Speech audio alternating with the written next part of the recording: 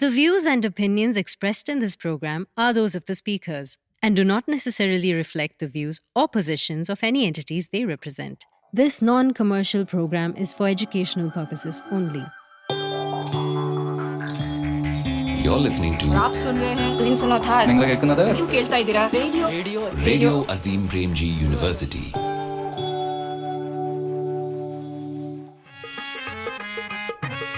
You recognize the instrument playing the melody, right? Of course you do. It is the sound of the harmonium. Any Indian would recognize this sound anywhere. But have you wondered where the harmonium comes from? Perhaps not, because the question itself doesn't arise. The harmonium, after all, is as Indian as the ground beneath our feet. Or is it?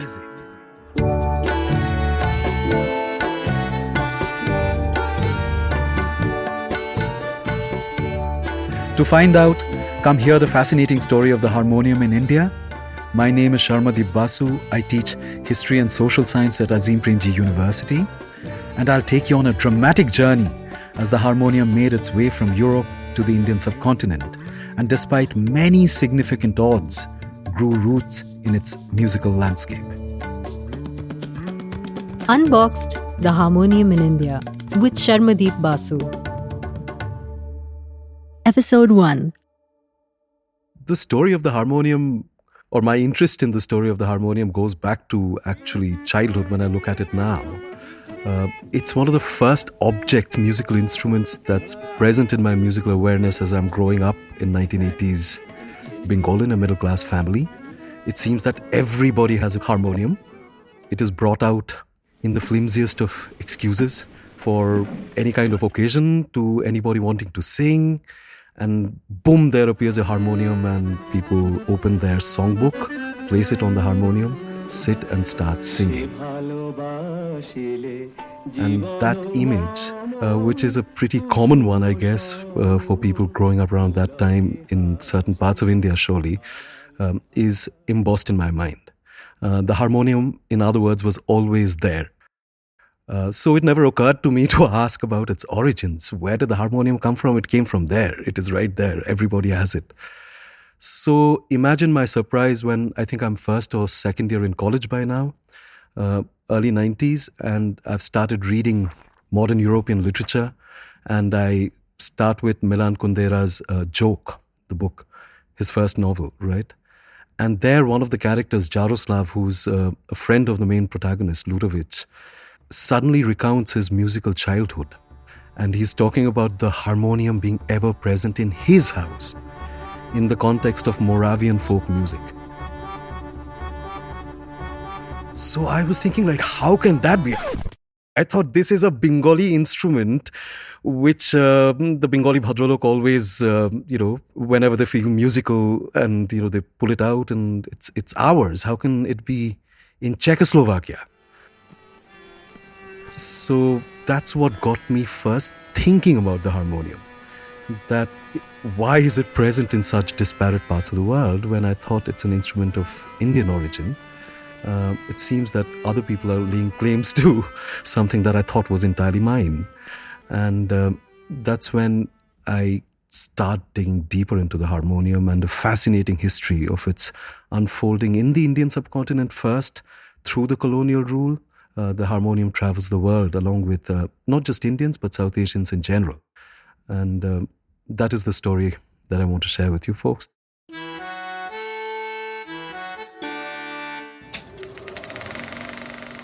So the origin of the harmonium, which is technically speaking an aerophone free reed organ instrument, is absolutely fascinating. During the first half of the 19th century in Europe, lots of instrument makers and inventors are actually experimenting with different kinds and forms of free reed organs. In 1842, a French inventor and instrument maker named Alexander Debain comes up with his own version of the free reed organ, which he claims is extremely portable and of a very simple make. So he patents the free reed organ, but even more cleverly, he patents the name that he's given to the free reed organ. And he's called his own free reed organ the harmonium. Now, mind you, at this point, there are at least 50 other free reed organs of similar kinds in the European market. There must have been something about Alexander Debian's particular instrument, especially its portability and the simplicity of its make. This particular instrument is patented in 1842, and by the late 1840s, across the English Channel in England, you have companies which are using the patent and producing their own versions of the harmonium as well. So this particular class of free reed organs, which we will now on call the harmonium, was typically played when it was originally invented seated. It had a 4-octave keyboard, and you manipulated the bellows with your feet. So it's like a piano, in other words, with the added thing that is the bellows. So in terms of its make and its technology, it's different from the piano, because the piano actually, when you press the keys, there's a hammer that strikes the string and the sound comes out. But here it's the passing of the air through the reeds which creates the sound, and you control the airflow with your feet, and you manipulate the keyboards for the notes, for the melody or the chords that you want to vocalize. This became the standard of the harmonium class of free reed organs. So it kind of spreads quite rapidly within the Western European circuit as well. And soon enough, you see advertisements for the harmonium appearing in magazines that are read across the colonial world. Now, the primary use that the harmonium is put to during this time is, again, very domestic music making and sometimes in the church. So it's advertised to both these constituencies. The first constituency, that of domestic home music making, is interesting because this is also the time that middle-class people across Europe are becoming musically involved in a way that they weren't before, especially women. And women being able to play music is seen as a desirable quality in the marriage market. So you have more and more women learning how to play a range of keyboard instruments, from the piano to the harmonium, but also men slowly coming on to this new musical boat and musical culture that is developing in Europe. And the harmonium appears at this fortuitous constellation, and it finds a large clientele. It soon is advertised across a range of print media, including in journals that are targeted to a colonial audience. And one of the features of the harmonium that is constantly mentioned in these early advertisements is that it can hold its tuning in all kinds of climate, especially tropical climate, its portability, and its price.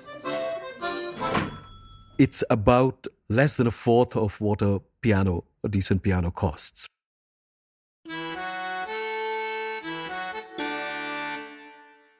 Reverend James Long, who was an Anglican priest in Calcutta in the first half of the 19th century, had this to say about the piano.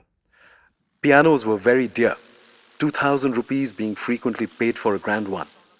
But in hot weather, with open doors, they soon cracked and warped, or met the fate of an organ, which in 1751 was sent out for the Calcutta church.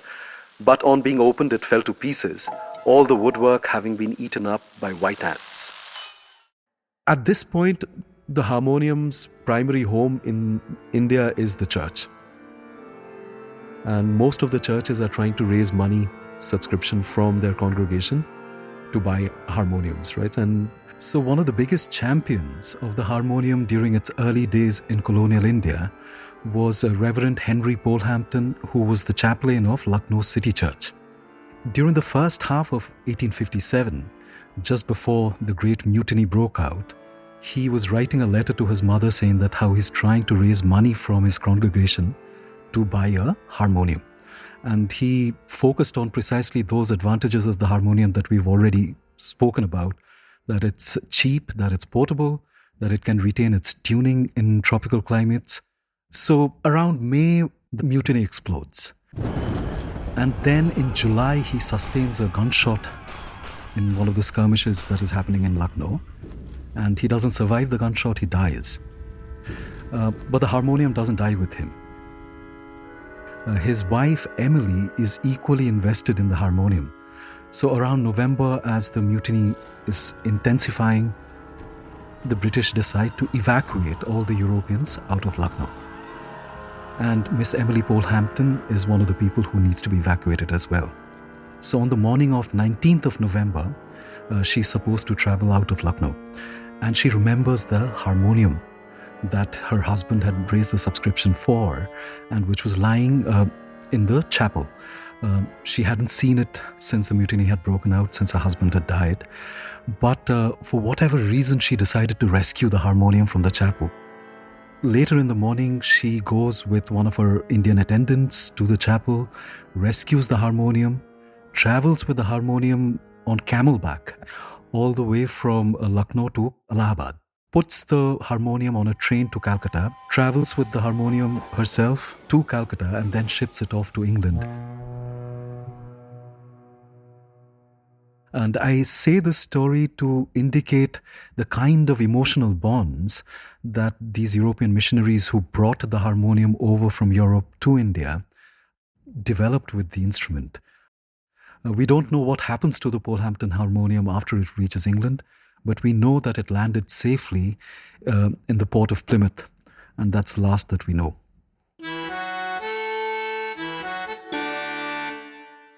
The Bengali Bhadralok, who are pretty close to the colonial cultural ethos at this point, were not really a part of the Sepoy Mutiny at all. And the kind of upsurge that you saw in northern India, the Bengali elites and the Bhadralok classes were not a part of it.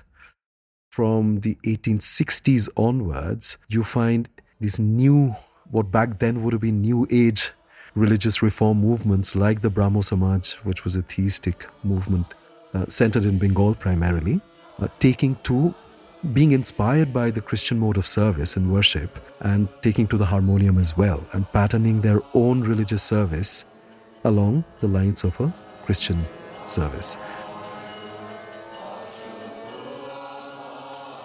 So they use the harmonium to sing the hymns that they've written. Rabindranath Tagore's eldest brother, Dwijendranath Tagore, was the appointed harmonium for the Brahmo Samaj in Calcutta. And we have records from colonial officials who've gone to observe a Brahmo Samaj service, writing in detail about Dwijendranath Tagore's harmonium playing skills.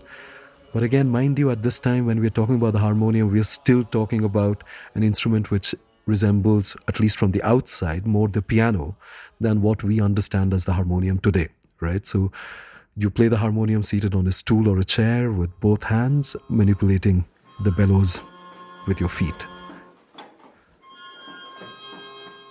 So the next watershed moment in the life of the harmonium in India occurs with the reinvention of the harmonium by the Bengali instrument maker Dwarkanath Ghosh in the 1880s. Now, Dwarkanath had trained as a piano tuner and an instrument repairer with Harold and Company, which was the largest music retail store in 19th century Calcutta. He opened his own shop, a small one, in 1875, and he called it very innocuously D. Ghosh and Son. But 3 years down the line, the life of Dwarkanath Ghosh and his music business enterprise would change quite dramatically. Because in 1878, scaling up his business ambitions, he founded a larger establishment under the name Dwarkin and Son. Dwarkin order দিয়েছিল এতদিন বাদে পাঠালে কিরে তোর পছন্দ হয়েছে? And such was the success of his new enterprise that Dwarkanath's concern became one of the biggest Indian-owned music businesses in India at that time. He was, at this point, largely importing European musical instruments, a range of them from piano to flute, steel flute, and so on and so forth. And he was selling it to both a European clientele as well as those Indians who had gotten enamored with European music and were trying to play it themselves at that time. Then, in 1887, he fabricated a small and entirely hand-manipulated free reed organ, which he also called the harmonium. We can speculate that perhaps the posture was one of the reasons why he thought we should actually try a keyboard instrument, a free reed organ, that one can play seated on the floor, because most of the Indian instruments are played seated on the floor.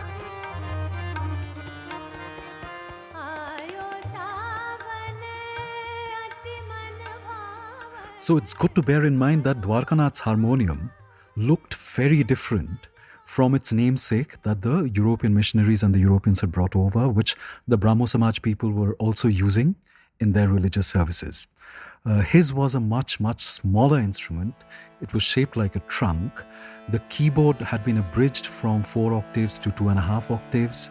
There was a cloth bellow attached to the back of the trunk, which had to be manipulated by hand in order to suck air in and make it pass through the reeds.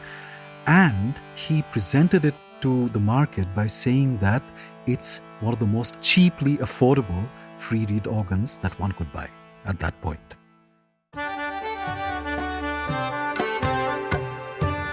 Coming up on the other side of the break. Tagore himself came out as a big opponent of the harmonium later on in his life. The harmonium was corrupting the Indian musical ear, decided to ban the harmonium from being played on the airwaves in India.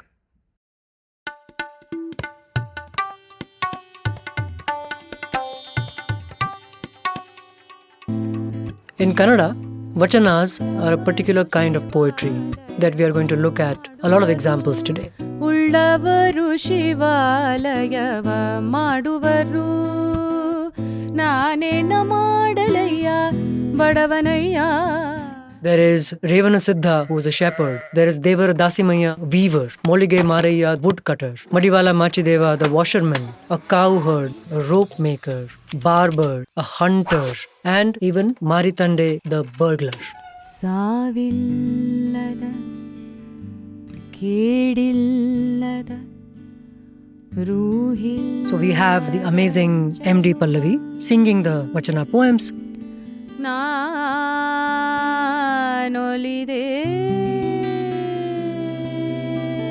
We have the wonderful guitarist Bruce Lee Money accompanying her.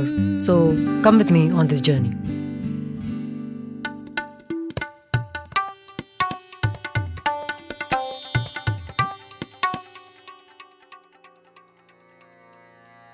Now, what allowed Dwarkanath to launch his hand harmonium at the price point that he did, which was around 15 rupees at the time, were 3 things. First, given that his harmonium was a much smaller object, it used much less wood. Since the keyboard was abridged from 4 to 2.5, it used much less brass or steel. But most importantly, the third thing was 2 revolutions that happened in material sciences in the preceding 2 decades that allowed Dwarkanath to employ these new materials for his keyboard, replacing ivory or bone capping as it had been originally done. And these 2 materials were PVC or polyvinyl chloride, which was synthesized by a German scientist called Eugen Baumann in 1873, and cellulose nitrate, or as we popularly call it today, celluloid, which was synthesized by John Hyatt in the 1860s. So John Hyatt was interested in finding an alternative material for billiard balls, which too were made of ivory up until that point. And he finds this material that he thinks can be a substitute. And what is interesting is that in the early days, celluloid was advertised as an ivory substitute in different kinds of media. And it was advertised as something being 3 times cheaper than ivory. So from this, perhaps we get a sense of why Dwarkanath's harmonium could be placed at the price point that it was when it was launched. Now, with his instrument, you could sit on the floor, manipulate the bellows with one of your hands and the keyboard with the other, and you would get perhaps not as rich a sound as the bigger harmonium that you played with 2 hands and your feet, but nonetheless, something that sufficed. And the fact that it did suffice, we know from how popular the instrument became immediately after it hit the market, right? It spread like wildfire. It permeates into various different kinds of socio-musical contexts, to different genres of music, including the Hindustani classical sphere. And slowly you have not only increasingly vocalists using it as accompaniment, but also it emerges over time as a solo instrument. And you have people like Bhayaji Ganpat Rao, Govindrao Tembe,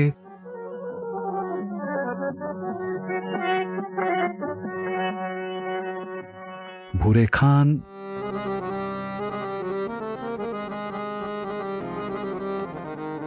Bishwadep Chattopadhyay, who will become harmonium virtuosos, over the course of the 20th century.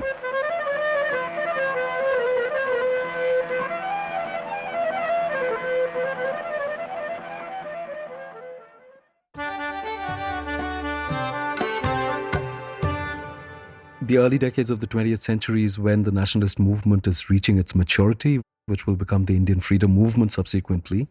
And you have a range of nationalist leaders, very important art and music critics, railing against the harmonium, saying that it's corrupting Indian musical sensibilities, that it is corrupting the musical ear, because the harmonium cannot accommodate one of the fundamental aspects of Indian music, which is the shruti, or the microtones between two major notes. Shruti cannot be accommodated on a keyboard instrument. Keyboard instruments typically have discrete notes. You move from one note to the other, and you cannot play microtones, which is the best translation for shruti that one can have in English, microtones on a keyboard instrument. So if you can't play the microtones, which are so central to the entire Indian musical theory and practice, then by implication, this instrument is not suited to Indian music. But most of the harmonium accompanists devised ways of simulating the shruti. You can't still play it. And there was also actually an effort to come up with a shruti harmonium. In fact, it is still there. It is not a very popular instrument at all, and it never found the kind of hook that the regular harmonium found in India. And typically, when not very accomplished musicians played the harmonium to accompany themselves on the vocals or somebody else, they actually just played the sa and the pa keys to create the similar kind of a drone effect that the tanpura has, and you sang over that. You press the keys very fast and it gives you a simulation of the microtones. So within about 20 years, that is, by the time it's the first few decades of the 20th century, you find the harmonium installed into many, many different kinds of musical practices.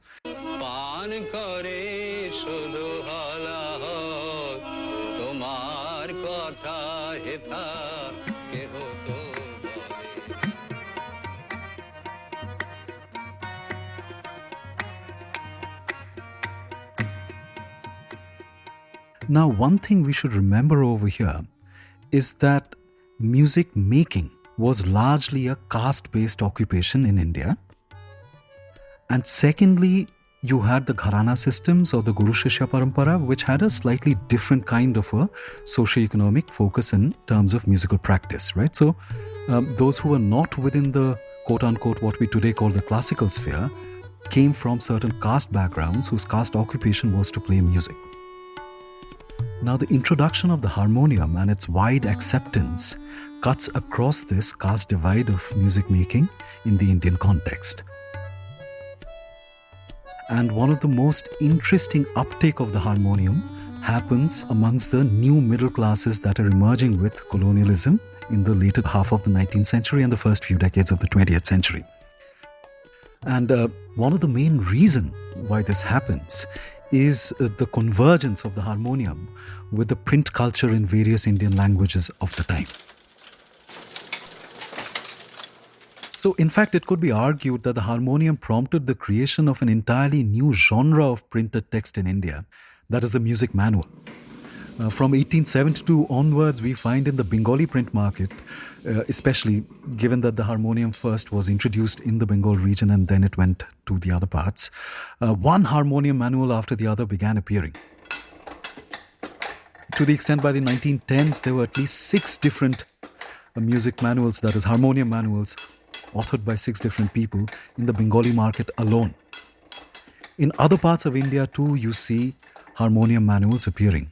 So during the first few decades of the 20th century, you have a series called the Harmonium Master being brought out in Hindi. And it was a 15-part project of various authorship.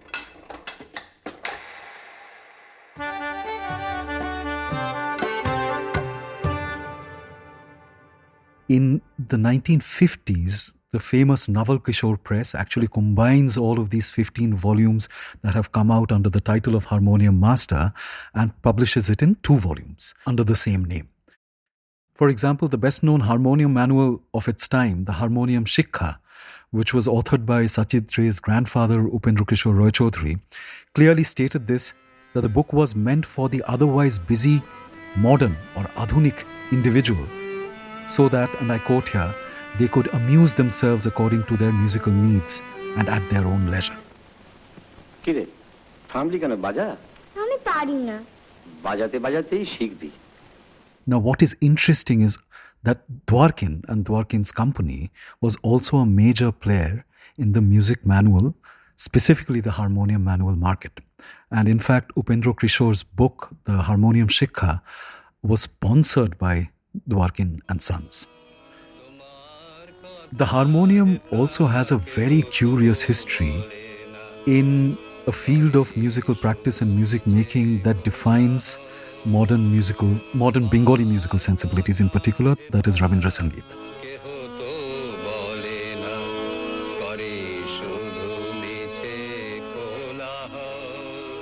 Tagore himself came out as a big opponent of the harmonium later on in his life, and he called it the bane of Indian music and so on and so forth. But the same Tagore also publicly endorsed Dwarkin's harmonium, and he wrote a letter eulogizing the qualities of Dwarkin's harmonium, one that was quoted by Dwarkin and Sons in their adverts in the 1940s. Right? But the normative understanding of the Rabindra Sangeet establishment was that Rabindra Sangeet should properly be accompanied by an esraj, not an harmonium. And this again goes to show the immense autonomous power of the harmonium, that despite this resistance, both at an individual level of Rabindranath Tagore as well as the institutional level of Rabindra Sangeet practice in general, that it continued to proliferate the context of Rabindra Sangeet practice. So you find the harmonium accompanying Rabindra Sangeet at a social level almost across the board. And it is only in the formal context of studio recording that the Asraj makes an appearance. So at this period, we have this curious situation where you have extremely important figures of the nationalist movement like Tagore, Gandhi, Nehru, all of them staged against the harmonium and saying extremely uncharitable things about this particular instrument, which, by the way, is a product of the genius of an Indian instrument maker. Nonetheless, all of these people are opposed to it. On the other hand, parallelly, you have this immense social proliferation of this instrument going on. The fact that Nehru wants to ban the harmonium, that Gandhi says that he finds the sound of the charkha to be more melodious than that of the harmonium. Tagore, despite having been involved with the harmonium growing up, completely rejects it and calls it the bane of Indian music. Despite all of these very important figures saying all of these uncharitable things, people don't seem to care. People are gravitating towards the harmonium, and harmonium is entering newer and newer musical contexts, cutting across class, caste, gender spectrum of the Indian society. So now you have the harmonium replacing what used to be the primary accompanying instruments in these different musical contexts, such as the sarangi, the esraj, the dilruba, and so on. However, despite its massive social acceptance, the power of these important figures of the Indian nationalist movement nonetheless carried a lot of weight, to the extent that in 1940, the All India Radio, under the leadership of John Foles, who also believed that the harmonium was corrupting the Indian musical ear, decided to ban the harmonium from being played on the airwaves in India. And the ban would remain in place for the next 3 decades until 1970-71, when the harmonium was reinstated into All India Radio's programming. That's another story. Did you enjoy this show? Then don't forget to like and share our channel. Follow us and subscribe to be updated when we release new shows and episodes. On the next episode, here, the musicological critique against the harmonium that was coming out was largely addressed to the classical musical domain. So in symbolic protests, they brought out this funeral procession carrying a harmonium on their shoulders, and they buried it with great noise and pomp. You can listen to Radio Azim Premji University on YouTube, Spotify, SoundCloud, and wherever you get your podcasts from. Make sure you check out the show notes where we share the show resources and acknowledgements. And don't forget to subscribe or like our channel for future episodes.